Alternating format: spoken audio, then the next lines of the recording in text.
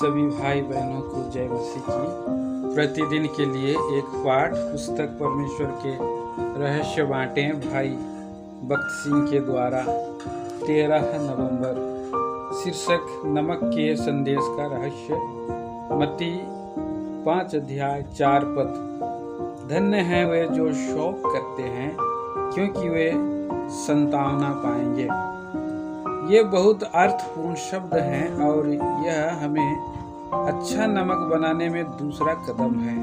हम जैसे ही एक सच्चे हृदय से प्रभु यीशु मसीह में विश्वास करते हैं, तभी से हम अपने आप को ऐसी परिस्थिति का सामना करता हुआ पाते हैं जिनके बारे में हमने कभी सोचा भी नहीं होता। हमारे मन फिराव से पहले हमारे मित्र, संबंधी और माता पिता हमारी प्रशंसा करते थे, लेकिन जैसे ही हम प्रभु यीशु मसीह की आज्ञा का पालन करने का फैसला करते हैं, हमारे मित्र हमारे शत्रु बन जाते हैं। हमसे बहुत प्रेम करने वाले हमारे भाई बहने, बच्चे और माता पिता हमसे घृणा करने लगते हैं। मेरे परिवार में मैं सबसे बड़ा लड़का हूँ, इसलिए मेरे बचपन से ही मेरी माता पिता, भाइयों एवं बहनों ने मेरे प्रति बहुत प्रेम प्रदर्शित किया था। उन्होंने मुझे चोट पहुंचाने वाला एक शब्द भी कभी नहीं कहा था। लेकिन जब मैं एक मसीही बन गया और प्रभु यीशु मसीह मेरा व्यक्तिगत मुक्तिदाता बन गया और उसने मेरे जीवन को पूरा बदल दिया, मेरे सारे बुरे कामों से छुड़ाकर मुझे एक नया जीवन दे दिया, तो मेरे संबंधियों और मित्रों ने मुझे अस्वीकार कर दिया।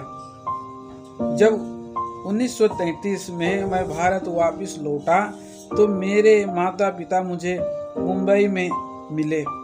हालांकि मैं 7 साल के बाद भारत लौटा था, लेकिन फिर भी वे मुझे तब तक घर ले जाने के लिए तैयार नहीं थे जब तक कि मैं इस बात पर सहमत नहीं होता कि मैं अपने मसीही होने की बात किसी से नहीं कहूँगा।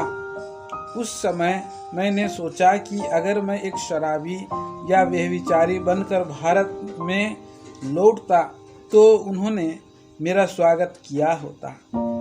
अब जबकि मेरे प्रभु ने मुझे बदल दिया है और मुझे एक नया जीवन दे दिया है, तो अब इन्हें मेरी ज़रूरत नहीं है। कुछ क्षणों के बाद मुझे ये शब्द सुनाई दिए, कोई भी व्यक्ति जो अपना हल पर हाथ रख करके पीछे की ओर देखता है, वह परमेश्वर के राज्य के योग्य नहीं है। जो अपने पिता या माता, भाई या बहन को मुझसे बढ़कर चाहता है, वह मेरा शिष्य बनने योग्य नहीं है। तब मैंने अपनी माता से कहा, मैं आपसे क्षमा चाहता हूँ, लेकिन मेरे प्रभु का स्थान पहला है। तब वे दोनों मुझे मुंबई छोड़कर चले गए। प्रभु इन विचारों के द्वारा हमें आशीषित करें।